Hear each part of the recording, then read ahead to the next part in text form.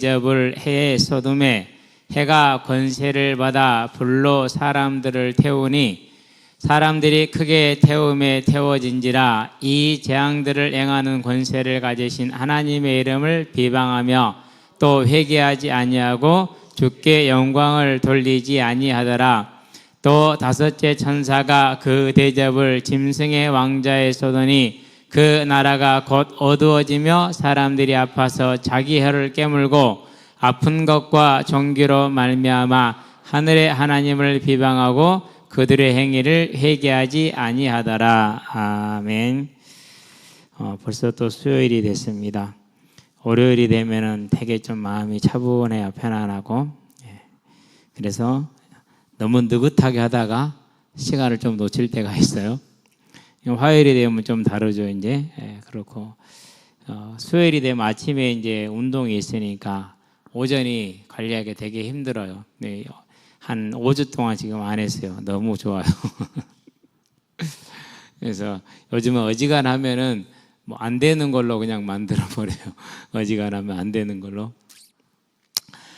이제 오늘까지 이렇게 지나왔는데 성전을 수리하라는 말씀을 받고 나의 성전을 또 수리하는 것을 찾고 하면서요. 저녁 시간에 집에 들어와서 마치고 나면은 무엇을 할까? 되게 이제 2층으로 내려가면 되는데 그 내려가는 게 너무 어려워요. 하루 종일 막 열심히 달려왔으니까. 그래도 내려갔어요. 내려가서 이제 1단의 팀들이 갈라디아서, 에베소서, 다음에 빌립보서, 골로새서 이 네 개가 옥중 서신이거든요. 요 이제 편지를 네 권을 읽는데요. 그래 그럼 나도 같이 읽어야지. 그러고 그거 다 읽었어요. 읽으면서 그냥 읽으면 안 되니까 이제 신약 개론이라는 책이 저한테 있으니까 그 책을 가지고 갈라디아서가 언제 어디서 어떤 배경과 어떤 목적으로 쓰여졌는지, 에베소는 어떻게 됐는지, 빌립보서 어떻게 됐는지, 고로새 어떻게 됐는지, 또 빌립보서 4장을 읽어오라고 그랬잖아요. 그럼 내가 또 먼저 읽어봐야 되잖아요. 아마 확인을 안 해도 안 읽었을 것이라는 확신이 드는데 왜 이런 확신이 드는지는 모르겠어요. 어쨌든 여러분 읽으시게 되길 바랍니다. 그래서 어떻게 하면은 좀 이렇게 우리 청년들의 주말 저녁 시간이 하나님과 함께하는 시간으로 만들어줄 수 있을까 되게 고민이 많아요. 같이 기도하면서 인도받아주게 되길 바라고. 그래서 이번 주간에 이제 가능하면 더 열심히 하고자 노력을 했는데 좀 더 나아진 것 같아요. 그리고 이제 기도도 보통 한 주에 이렇게 한 바퀴를 도는데 너무 좀 텀이 길다는 생각이 들어서 한 주에 2바퀴를 돌자. 그러니까는요 이게 이제 더 빡세요. 그래서 이제 오늘까지 한 텀을 끝냈으니까 내일부터 또 목, 금, 토요일까지 해서 실은 어제 끝나야 되는 건데 오늘 끝났으니까 그러려면 하루에 좀 여러 시간을 해야 되거든요. 그렇게 또 기도를 하고 있습니다. 여러분들도 우리의 성전을 수리해 나가는 하나님의 교회의 병거와 마병이 되시기를 바랍니다. 자, 16장은 지금 이제 우리가 보고 있는 계시록 16장은 15장 서론을 기점으로 해서 서론에서 뭘 선포합니까? 이것으로서 하나님의 진노가 마치리라는 걸 선포하죠. 그렇기 때문에 성도들이 가장 기뻐합니다. 이 말은 무슨 말입니까? 개인의 종말과 시대의 종말은 불신자에게는 두려운 일이나 하나님의 자녀가 되어서 천국에 대한 약속이 있고 부활에 대한 소망이 있는 우리에게는 두려움이 아니고 기쁨이라는 걸 말하는 것이죠. 그래서 15장에 있는 찬양은요 아주 극한 기쁨을 나타내는 그런 찬양이죠.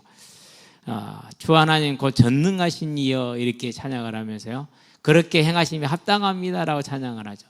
당연한 얘기죠. 그렇죠? 마태복음 23장에 보니까 35절에 그 모든 자기 피에 대해서 내가 뭐 할 것이다? 갚아줄 것이다 라고 얘기를 했거든요. 그 말씀을 실제로 믿었기 때문에 이 땅에서 그 억압과 핍박과 억울함을 당하는데도 끝까지 참고 인내하는 것이죠. 그리고 마침내 그 심판이 끝나는 때 왔으니까 그 수천 년을 기다린 아벨부터 시작을 하니까 수천 년을 기다리잖아요. 얼마나 기쁘겠습니까? 자, 그런데 이제 우리가 중요한 게 뭐냐면요.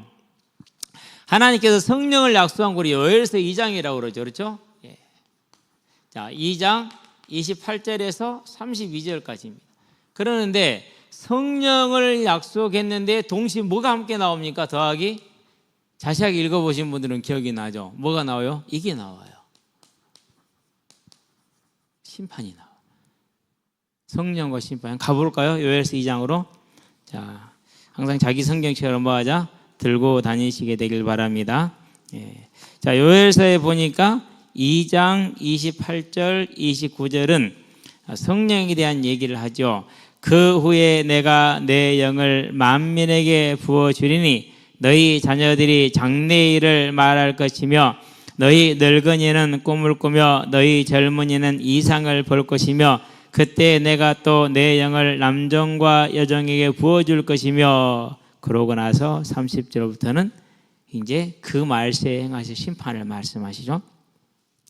내가 이적을 하늘과 땅에 베풀리니 곧 피와 불과 연기 기둥이라.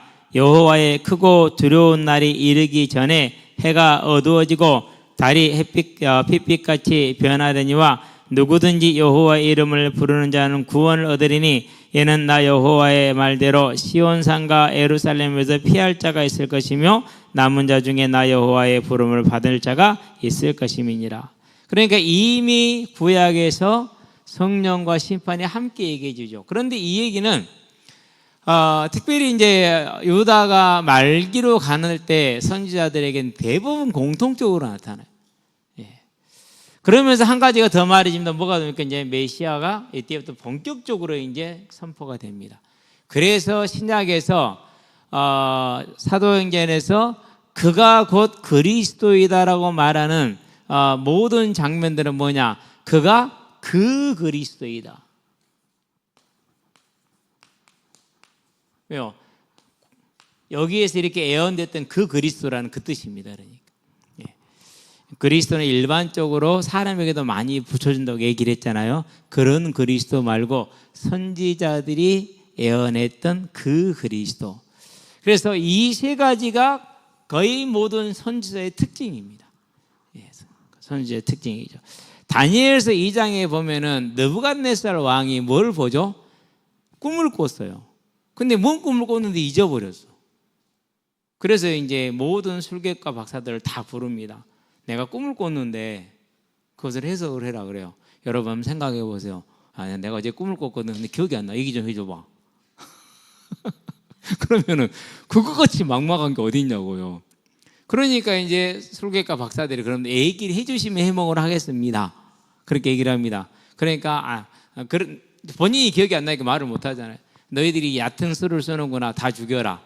그래서 이제 다 죽이러 끌고 나갑니다. 군대 대장이.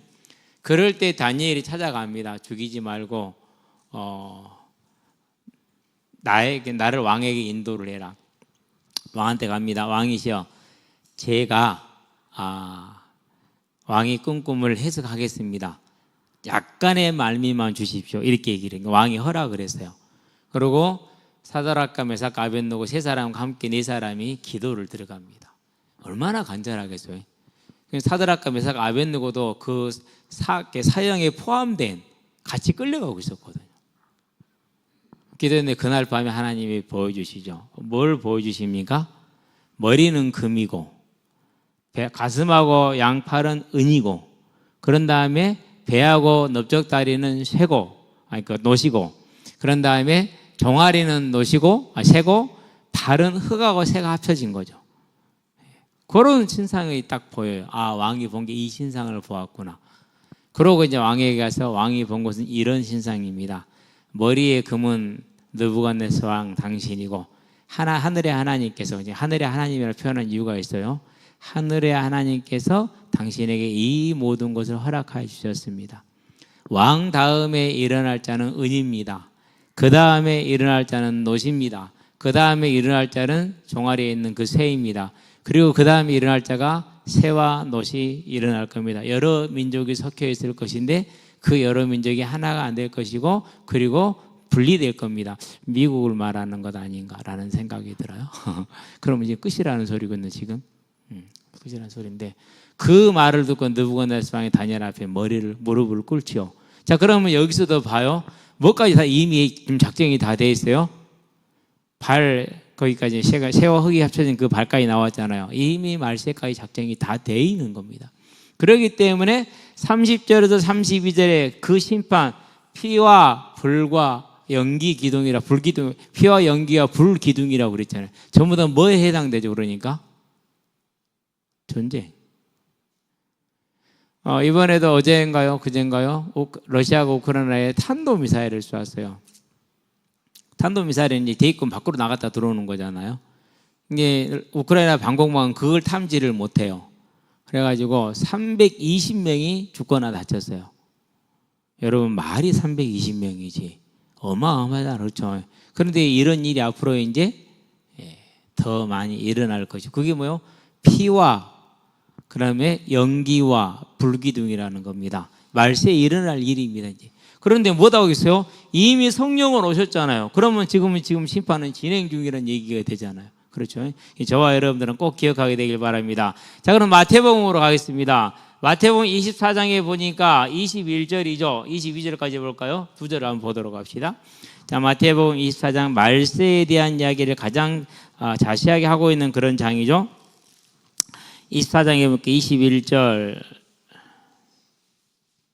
25장이구나. 24장, 21절 찾았습니다. 읽어봅시다. 자, 이는 그때에 큰 환란이 있겠습니다. 창세로부터 지금까지 이런 환란이 없었고 후에도 없으리라. 그러니까 15장에서 말했던 것처럼 이것으로 하나님의 신도가 뭐하리라? 마치리라. 그렇기 때문에 그 다음 환란이 없는 것이 되겠죠. 그렇죠?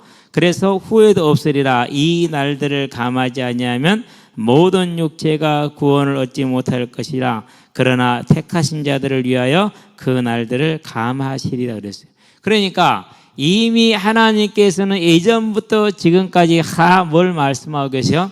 지금 계시록 15장, 16장에서 나오고 있는 이 심판에 대해서 이미 말씀하고 있어요.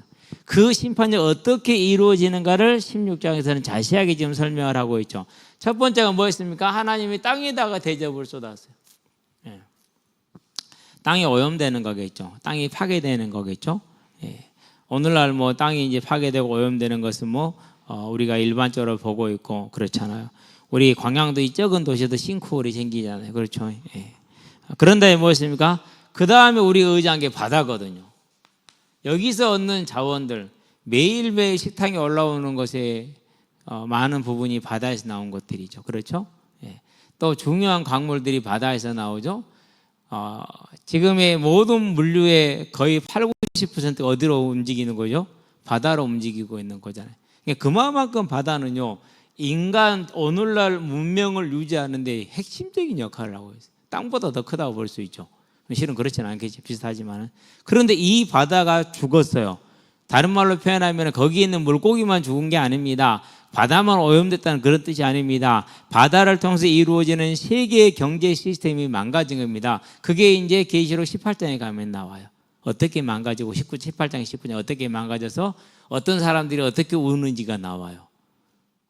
그게 이제 이 바다에 쏟는 대접이 바벨론과 그런데 바벨론이 멸망할 때 이렇게 멸망의 원인이 여기서 나와요.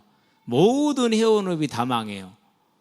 이게 이제 19장에 나옵니다. 그러니까 바다에다 대접을 쏟았다라는 것은 바다에서 이제 이루어지는 모든 것들이 인간의 경제 활동, 생업 활동들이 다 이렇게 파괴가 된다라는 걸 말합니다. 그런 다음에 뭐였습니까? 강들과 물의 근원을 쏟았어요.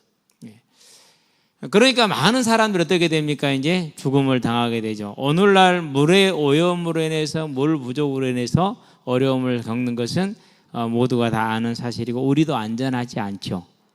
왜 수돗물 먹어요? 못 먹어요? 수돗물 먹는 사람 없잖아요. 아무도 없잖아요. 전부 다 뭐예요? 다 정수해서 먹어야 되잖아요. 못 먹으니까. 그런데 우리 청년들은 모르지만 저희 어렸을 때는요, 그냥 산에서 대가리 쳐갖고 엉덩이 쳐들고 먹었어요. 그냥 물 흐르는 그냥 마시고 그랬어요. 아무렇지도 않았어요, 진짜로. 집 앞에 버들지 살았으니까 이게 다 한 거죠. 이 집 앞에 버들지 살았으니까.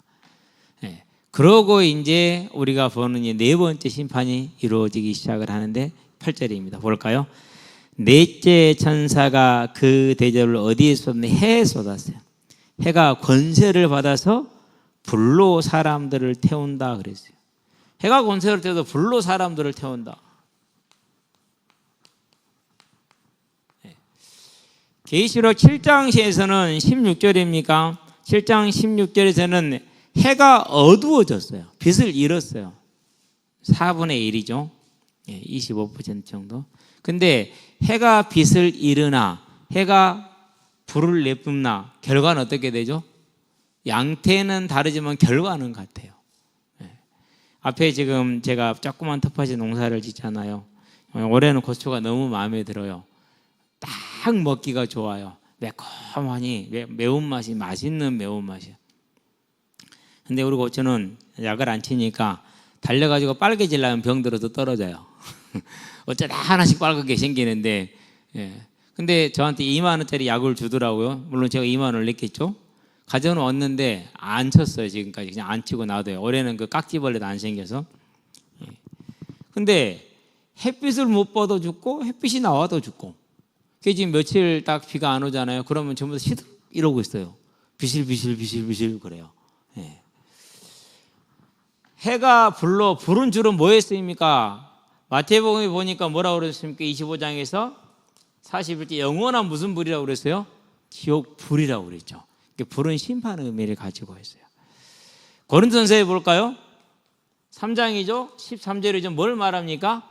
우리가 마지막 주 앞에 이르렀을 때 어떻게 심판을 받냐. 물론 책에 다 기록되어 있어요. 그것을 어떻게 표현을 했느냐. 불사른다라고 표현을 했어요.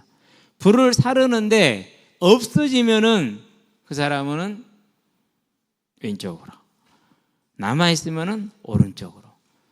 심판의 의미를 뭐로 표현한 거예요? 불의 의미로 표현한 거예요. 저는 항상 그날을 생각을 많이 해요.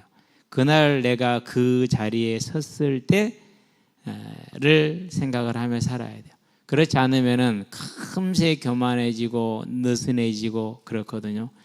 많은 사람들이 우리는 육신을 입고 있는 연약한 존재이고 또 경제가 어렵거나 건강이 힘들거나 그러면은요 그 문제가 너무 급해요. 당연합니다, 그것이. 그런데 한 가지만 더 바라보면 돼요. 뭐만 더 바라보면 되느냐? 내가 주인 됐을 때는 급해요. 빨리 그 주인에서 내려와야 돼요. 왜요? 참새를 먹이시는 분이 하나님이라니까요. 얼마나 하나님이요 만물을 지켜주시냐면요, 제가 공장에다가 나무, 소나무 위에다가 옥수수 깡탱이 좋은 걸 2개를 매달아 놨어요. 그래가지고 이게 떨어지면은 꽁들이 주워 먹을 테니까 그러면은 꽁들이 먹는 거고, 안 먹고 남았을 때 내년 봄에 이것을 내가 옥수수를 2가지를 심어야 생각을 했거든요. 근데 오늘 올라갔더니 그것이 바람 불어서 안 떨어졌는데 없어, 떨어지고. 어떻게 했을까요? 꽁들이 날 줄 알잖아요. 쳐다본 거야. 그러고는 날아가서 어떻게든지 떨어뜨려갖고 그걸 다 쫓아. 보세요. 내가 그날 분명히 밥을 줬거든요. 그런데도 배고프다니까 하나님이 이거 먹으라고 주시잖아요. 여러분 그거 그렇게 생각 안 하세요? 저는 그렇게 생각해요. 아예 하나님 주셔버리네. 그러니까 이것은 지식이 아니죠. 사실이죠. 하나님은 그 사실을 우리한테 확인하는 때가 옵니다. 저는 청년 때 왔어요. 감사했어요. 언젠가는 묻습니다. 안 물으면은요, 내가 그 정도 믿음은 아닌갑다 생각하시면 되는데, 물을 때가 와요. 그러면요, 그때는 뭐 해야 돼요? 다 진짜 하나님이 주인됨을 믿고 내려놔야 돼요. 그게 싸움이에요. 그렇게 하면 하나님이 보여주셔요. 내가 주인이라는 것을. 자, 그러면 저와 여러분 이 땅에 사는 삶이 어떻게 됩니까? 수고하고 무거운 짐진 자들아, 이제 이게 진짜 적용이 되는 거예요. 다 내게로 내가 너희를 쉬게 하리라. 건강도 마찬가지입니다. 생명이 누구한테 있더라고요? 하나님에게 있습니다. 반드시 그걸 믿고 있을 때 하나님이 그대로 데려가기도 하시고 길을 주시기도 하고 그렇습니다. 이런 것들이 어렵지만은 이 어려움 속에서 우리는 하나님의 부름의 소리를 듣게 되길 바랍니다. 그러는데 우리가 자칫 잘못하면은 오직 해결과 나음만을 구할 수 있어요. 근데 저는 여러분에게 권해드릴게요. 해결과 나음을 구하기 전에 뭘 구해라? 이 일을 통해서 이루실 하나님의 선하시며 기뻐하시며 온전하신 뜻을 먼저 찾아라. 절대 하나님이 아무 이유 없이 우리에게 문제를 주시지 않습니다. 꼭 이유가 있습니다. 여러분과 저는 그런 하나님의 사람으로 어렵지만은 세워져 나가시게 되길 바랍니다. 그런데 이유를 모르겠어요. 그럼 뭐 하면 됩니까? 그래도 그분은 신실하시고 온전하신 맞으심을 믿고 인내하시게 되길 바랍니다. 여기에서 성도에 뭐가 있다고요? 자, 계시록 한번 봐야겠죠? 13장입니다. 10절 한번 볼까요? 우리가 많이 봤잖아요. 자, 사로잡힐 자는 사로잡혀 갈 것이요 칼에 죽을 자는 마땅히 칼에 죽을 것이니 성도들의 인내와 믿음이 여기 있느니라, 이렇게 얘기를 했습니다. 그러는데요, 우리는 이 사실을 알아야 돼요. 거짓 선지자들은 다 된다라고 말합니다. 되지 않습니다. 왜 그렇게 말합니까? 자기에게 충성하게 하려고 그래요. 하나님과 주님에게 충성하게 하려는 것이 아니라 자기에게 충성하게 만들어서 자기 배를 불리기 위해서 그런 식으로 얘기를 하고 그런 식으로 사람들을 끌고 가요. 그러나 분명히 주님은 너희가 환난을 당한다, 담대해라. 그러면 저와 여러분들이 당하는 환난이 지금은 핍박은 없잖아요. 그래서 오늘날 일반적인 사회에서 올 수 있는 그런 문제와 질병과 사고들이 올 수 있어요. 그러할 때에 우리는 이게 내가 사로잡힐 때는 사로잡힐 것이 그러는 거죠. 그러면은 하나님, 이 일을 통해서도 하나님은 하나님이시고 하나님 나의 예배와 감사와 찬양과 영광과 존귀를 받으시기에 합당한 분이십니다라고 고백하시게 되길 바랍니다. 하나님은 그것을 원하십니다. 그 예배를 받으십니다. 그 예배로 기뻐하고 즐거워하십니다. 그러면서요, 고통스러워하고 인내하는 우리를 얼마나 안타까운 마음으로 사랑하는 마음으로 쳐다보는지 몰라요. 그런 하나님의 자녀가 되기를 바랍니다. 어쨌든지 간에 하나님이 그렇게 우리가 인내하고 했었을 때 하나님이 저와 여러분을 어떻게 실험하실 적에 다 남는 자가 되는 겁니다. 그 날을 생각하는 오늘이 되게 하시기를 바랍니다. 그 날을 생각하는 문제와 고통 가운데서 인내하는 저와 여러분이 되기를 바랍니다. 이게 중요한 거죠. 그래서 불은 항상 심판의 의미를 가지고 있는 것이죠. 그래서 이 하나님의 심판을 내리되 해를 통해서 내렸어요. 그런데 솔직히 말하면 해는 뭡니까? 선물 중에 선물 아닙니까? 그러죠. 오늘날 에너지도 그래, 전기도 여기서 얻죠. 뭐든 먹는 게 이 해가 적절하게 해줌으로 우리가 얻을 수 있는 것이죠.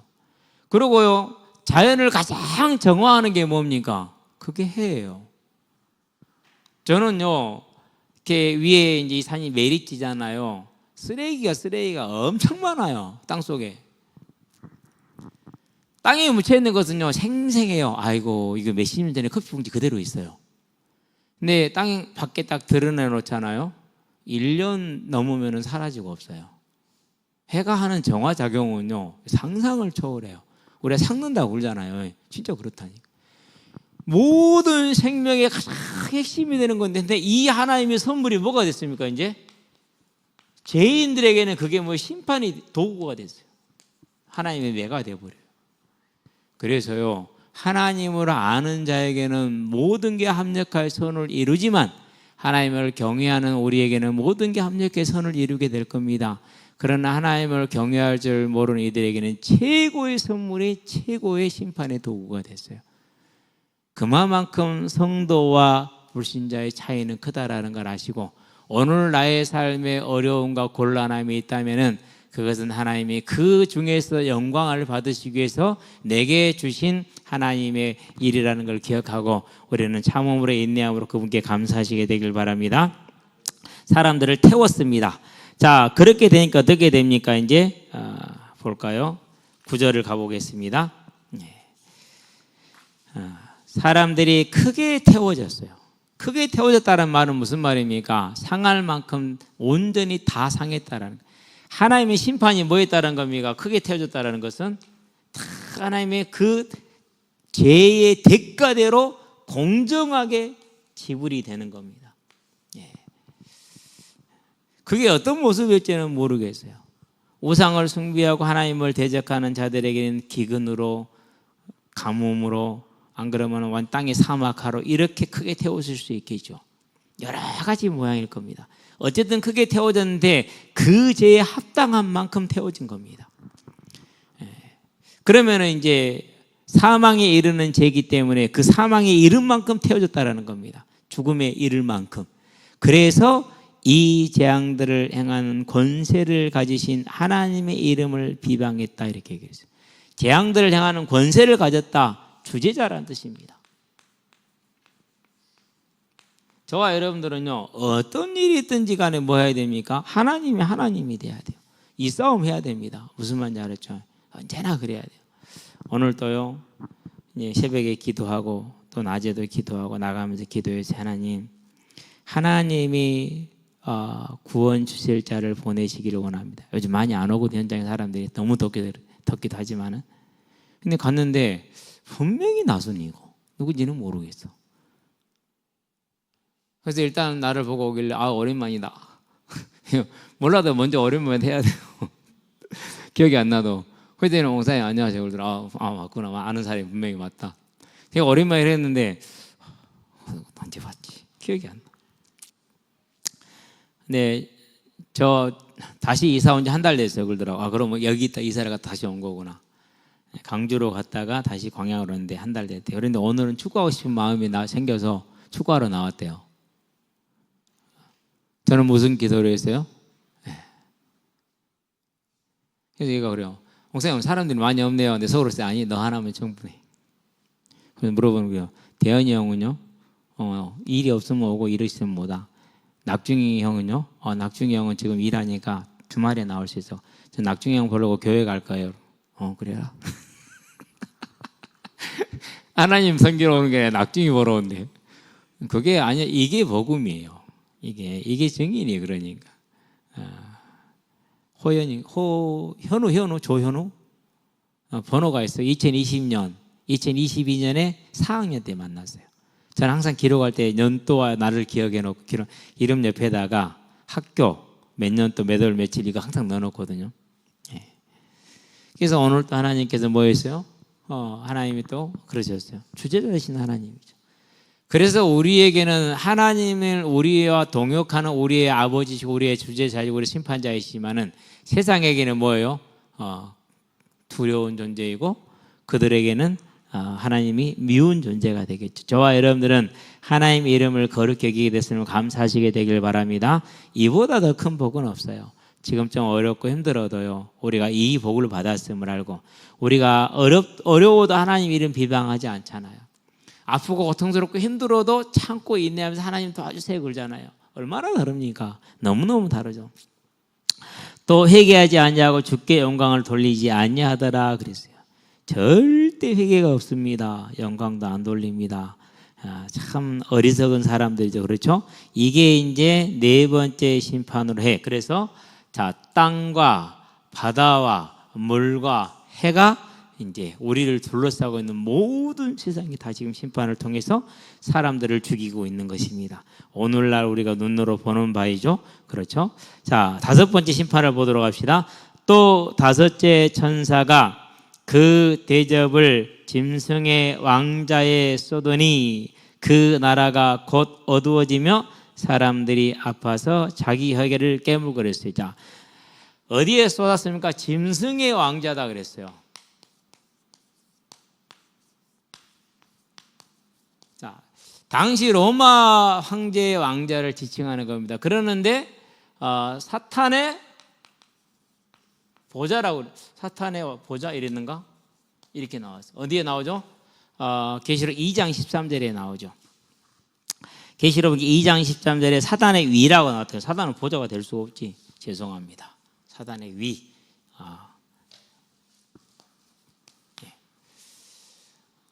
그래서 이게 이제 위에서 이렇게 오른쪽으로 티 나간 게 붙으면은 오를 호로 읽어요. 그렇죠? 호, 그다음에 트로노스,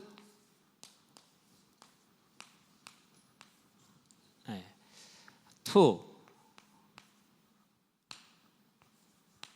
사타나.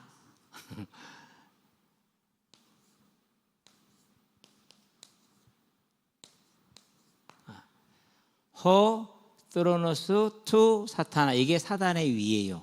그런데 이 짐승의 왕자를 뭐라고 썼느냐? 드론이라고 썼어요. 드론. 날아다니는 드론 아니에요. 이렇게 같잖아요. 뚜로노스, 드론 같은 단어거든요. 그러니까 이 짐승의 왕자는 누구를 가리키는 거예요?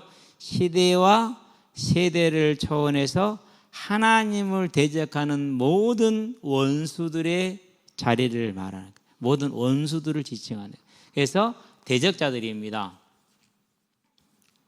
그러면 거기에는 권세자들도 들어가고 거짓 선지자들도 함께 포함이 되겠죠. 그렇죠? 그래서 자, 짐승의 왕자 곧 사단의 위, 하나님을 대적하는 모든 이들을 다 가리키는 것이고 그들은 다 심판을 받는 겁니다. 그 자기 시대에 또 여러 영원토록. 그래서 역사를 한번 공부해 보시기 바랍니다.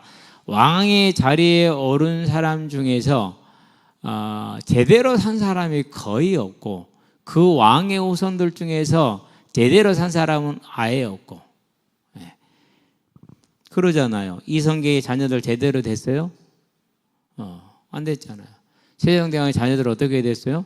아니잖아요. 그 위대한 성왕 세종대왕도. 아들 문종은 21살인가 죽어요, 병으로. 그러고 이제 단종을 남겨놨잖아요. 단종이 열 몇 살밖에 안 쬐까네요. 삼촌이 늑대 수상대원이 귀향을 보러 강원도로 보냈죠. 강원도에 있으니까 이제 계속 그 이제 부하들이 이제 합니다. 저거 살려놓으면 안 됩니다. 저게 있으면 반역이 계속 일어날 것이기 때문에 죽여야 됩니다. 어쩔 수 없이 조카를 죽여야 돼요. 그래서 이제 사약을 보냈는데 안 마신다고 문 닫고 삐져고 막 무서우니까 안 나왔단 말이에요. 그래서 간 군졸이 활시기를 목에 감아서 이제 목을 졸라 죽였단 말이에요. 예. 그러고 그대로 놔둬버려 시체를 방치했어요. 왜요? 그 시퍼런 서술에 무서워서. 예. 실제로. 그래서 이제 누군가 갖다 이제 묻었죠, 이제. 그래서 지금도 뭐 그런 왕을 또 제사한다고 지금도 제사하는 사람들이 있대요. 단종을 제사한다고. 그런 식의 그러니까 어느 나라든 마찬가지. 징기스칸도 마찬가지. 예외가 없어요.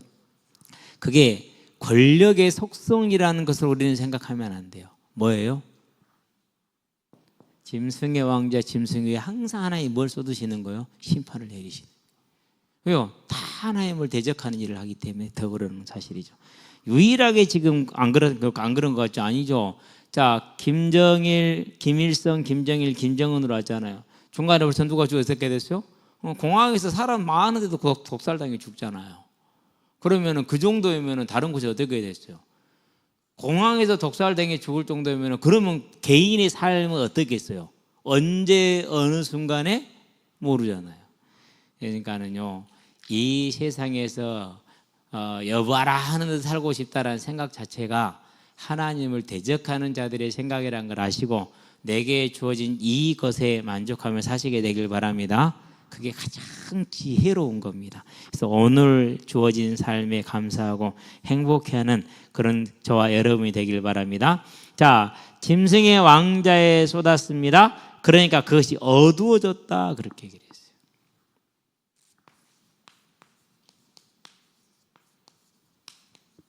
여러 가지 해석을 합니다. 한 4가지 정도 해석이 나오는데요. 뭐 4가지 다 말해봤자 우리 기억도 잘 못하잖아요. 그렇죠? 그렇기 때문에 일반적으로 가장 지지를 받는 게 무엇이냐? 그것이 영적인 것입니다. 영적 무지를 말합니다.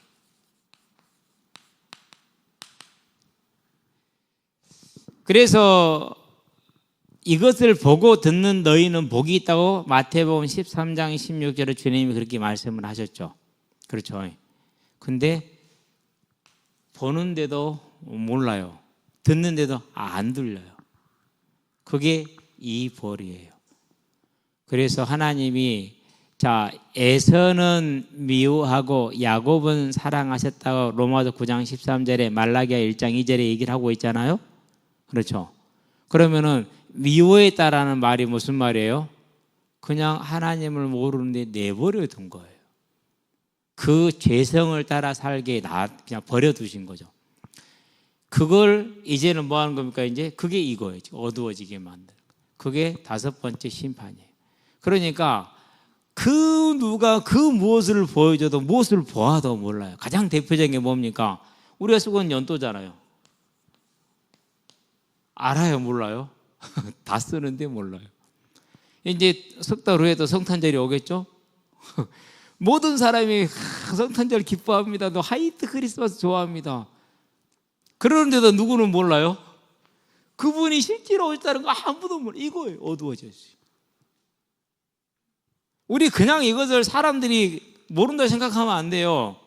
하나님이 어두움을 그 보좌에 부어놨기 때문에 영적인 어두움은 모르는 거예요. 우리는 꼭 기억해야 됩니다. 예수 믿고 저와 여러분들이 인격적으로 성격적으로 변할 수도 있고 안 변할 수도 있고 변하는 속도도 다를 수 있고 범위도 다를 수 있어요. 그건 중요하지 않아요. 물론 중요한 문제긴 합니다만 진짜는 뭡니까? 하늘에 하나님이 계시는 것과 그런 다음에 뭐예요? 우리가 그분에게 우리에게 주신 그리스도를 알고 고백하는 것은요, 그 모든 걸 초월해서 아름답고 행복한 소중한 거란 겁니다. 그래서 저와 여러분들은 이 사실을 꼭 깨 붙들어야 돼요. 절대 놓치지 마시게 되길 바랍니다. 때로는 우리는 미련에서 넘어지기도 할 겁니다. 때로는 우리는 염려하며 근심하기도 할 겁니다. 때로는 내 시각과 내 기준을 가지고 세상을 보기 때문에 자기 자신이 힘들고 어려울 수 있을 것입니다. 그러나 그 모든 것들은 우리의 뭘 흔들 수 없어요? 구원을 흔들 수 없습니다. 왜요? 우리로 인한 것이 아니라 그리스도로 말미암은 것이기 때문에 그렇다라는 겁니다. 그럼 우리는 뭐 해야 됩니까? 이 어두워진 시대에 영적인 무지가 온 이 시대에, 그래서 정치인들 보면요 되게 유식해요. 아는 게 정말로 많아요. 가끔가다 그분들이 뭐 어떻게 애화를 들거나 한자를 쓰면 난 모르는 게 많거든요. 그런데도요 그 중에서 구원받은 사람은 거의 없어요. 그게 무슨 뜻입니까? 하나님께서 그 보좌에 뭘 쏘았어요? 대접을 쏟음으로 영적인 무지가 오는 겁니다. 그런 무지 오는 사람한테 증거한다고 증거가 되겠어요? 설명한다고 설명이 되겠어요? 안 되죠. 그래도 우리는 빛을 발할 수 있게 되길 바랍니다. 자, 봅니다. 그래서 이제 이 영적인 무지가 임하고 나니까 어두워졌죠. 그래서 사람들이 이제 그 상태에서 하나님을 모르니까 자기들의 사람들이 아파서 자기 혀를 깨물 정도입니다. 얼마나 아프면 그러겠습니까? 그렇죠. 고통스러운 분들은 알 겁니다. 교통사고가 나서 회복하거나 우리 호진이가 오래를 수술했는데 수술이 깨고 나니까 너무너무 아파서 이렇게 그 18만 원짜리인가 그 통증 없애주는 거 그걸 지금 맞고 있다는 얘기를 들었거든요. 그래도 호진이는 맞을 거라 듣지 우리 종윤이 같은 경우 맞지도 못해. 그래서 지난번에 몇 번 사고 났잖아요. 가서 보면요 하는 말이요 그냥 참아야죠. 수술하고 그냥 아프면 가실 때까지 참고 있는 거 참 종윤이 대단합니다. 자기 혀를 깨물 정도로 고통이 왔어요. 그런데도 불구하고 뭐를 모르는 거예요? 그 심판자 되시는 주제자 되시는 하늘의 하나님을 모르는 겁니다. 그래서 아픈 종기로 말미암아서 여기서 종기라는 것은 모든 고통스러운 치유할 수 없고 해결할 수 없는 하나님이 주신 병들이고 질병들을 뜻하는 겁니다. 하늘의 하나님을 그랬어요. 여기서 나옵니다. 이제 아까 말했죠? 하늘의 하나님. 이 말은 무슨 말입니까? 딱 간단합니다. 우리는 어디에 있어요? 우리는 땅에 있어. 무슨 차이라고 그래요? 하늘과 땅 차이. 그러니까 하늘의 하나님이라는 것은 창조주 되시며 전능자 되시며 주제자 되시며 심판자가 되시며 구원자가 되시며 위로자가 되시는 우리와는 차원이 다른 그분을 말하는 겁니다. 여기서 말하면 이제 주권자이죠. 자기들의 창조주이고 자기들의 생명을 주관하는 자이죠. 그런 하나님을 향해서 뭐라는 거예요? 그러는 거죠. 다른 말로 표현하면 뭡니까? 걔가 뭘 문 거예요? 주인을 문 거예요. 그럼 어떻게 해야 돼요? 그러면은 주댕이를 부숴야죠. 그건 놔두면 안 됩니다. 요즘은 개를 대하는 그러면 이제 동물 학대라 해갖고 동물 학대라 해가지고 이제 문제가 생기겠지만 우리 성격은 그렇게 못합니다. 개가 그러면은 몽둥이 들고 옵니다. 그것을 봐야죠. 어디 짐승이 사람한테 말이 안 되죠. 근데 또 개 키우는 분들은 안 그래요. 아마 저도 개를 키우면 절대 그렇게는 못할 겁니다. 우리 개를 발로 손으로 때리거나 발로 한 번씩 차본 적은 있어도 세게 차본 적은 한 번도 없어요. 키울 때. 또 키우면 막상 못 그러는데 어쨌든지 간에 예를 들기 위해서 그런 거니까 주권자 심판자 영원한 하나님 앞에서 피조물이 뭐한 거 이 하늘의 하나님. 그럼 이 하늘의 하나님이 누굽니까? 다니엘서 2장에 나옵니다. 1절부터 쭉 한번 읽어보시게 되길 바랍니다. 하늘의 하나님이다. 느부갓네살 왕이 어마어마한 제국을 이뤘잖아요. 그 제국을 이룬 느부갓네살 왕이 무릎을 꿇죠. 7장에 가면 무슨 일이 벌어집니까? 느부갓네살 왕이 소가 되죠.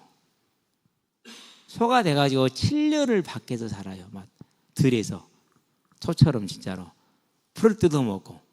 그러고 나서 하나님이 다시 이성을 회복시켜 주세요. 그러니까 그 7년의 짐승이 되었을 때 자기가 사람인데 짐승 때문에 산다는 지각은 있었어요. 고통스러웠겠죠. 7년이면 완전한 시간, 완전한 고통을 뜻합니다. 완전한 것을. 그러고 이제 하나님이 다시 이성을 주고 반역자들을 물리치고 그를 왕위에 복권시키죠. 그렇게 됐으면 뭐라고 그럽니까? 그제서야 완전히 하나님 앞에 무릎을 꿇죠. 하늘의 하나님이다 고백하는 겁니다. 저와 여러분은 이 하늘의 하나님의 뭘 받은 자들이에요? 택하심을 받았습니다.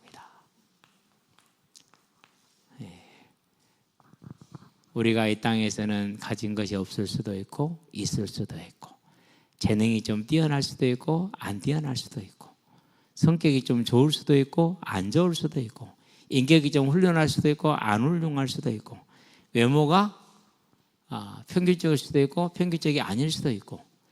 평균은 일반적인 말하고 평균적이 아니라는 것은 위로 아닐 수도 있고 아래도 아닐 수 있어요. 둘 다 똑같은 거예요. 그러니까.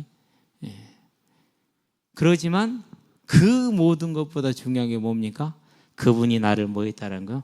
택하셨다는 거예요. 이거보다 더 좋은 복이 없어요. 이거보다 더 큰 권세가 없어요. 이게 진짜 복이에요. 근데 우리는 이 복을 가지고도 이 땅이 말하는 복을 못 얻어서 막 안달을 할 수가 많아요. 육신을 가지고 있어서 그럴 수 있죠. 그래서 뭐 하라고요? 육신을 쳐서 복종시키시게 되길 바랍니다. 그래야 돼요. 그래서 하나님이 나를 택하지 그냥 택하셨습니까? 아닙니다. 뭘 주세요? 아들을 주셨어요. 이렇게 택함을 주셨는데 이 택함을 우리가 이렇게 값어치 없게 생각한다. 그러면은 아니죠. 그렇죠? 그건 아니죠. 저와 여러분들은 그것을 가장 가볍게 생각하는, 그래서 하나님의 마음에 기쁨이 있고 그 모든 고난을 겪으시고 참고 인내하신 주님에게 기쁨이 있는 저와 여러분이 되기를 주의 이름으로 축원드립니다. 기도합시다. 살아계신 아버지 하나님, 세상이 하나님의 이미 정해진 길로 심판을 받아 고통 중에 있는 것을 봅니다. 그러나 우리는 이 악에서, 이 재앙에서 하나님의 사랑하심과 택하심으로 벗어나서 그 어떤 사정과 형편에 든지 간에 하나님을 찬양하며 하나님을 높일 수 있게 하신 것을 감사를 드립니다. 하나님 항상 깨어서 이 주님을 찬양하며 소망하는 자로 우리가 세워짐으로 하나님께 영광이 되게 하시고 하나님께 찬양이 들어지게 하시며 세상에는 빛과 소금으로 우리의 소망을 전하는 믿음의 증인들로 설 수 있도록 우리가 어떤 사정과 형편에 있든지 간에 이 삶을 놓치지 않고 예배자로 설 수 있도록 우리의 성전을 수리할 수 있도록 은혜를 더해 주시기를 그리스도신 예수의 이름으로 기도합니다. 아멘.